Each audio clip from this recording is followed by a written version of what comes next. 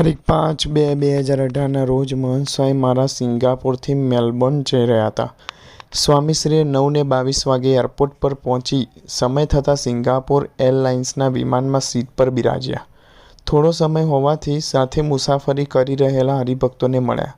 આ વિમાનના કેપ્ટન અને કો-પાયલટ પણ સ્વામીશ્રીના સમાચાર સાંભળીને ખાસ દર્શન આશીર્વાદ પ્રાપ્ત કરવા તે આવી પહોંચ્યા.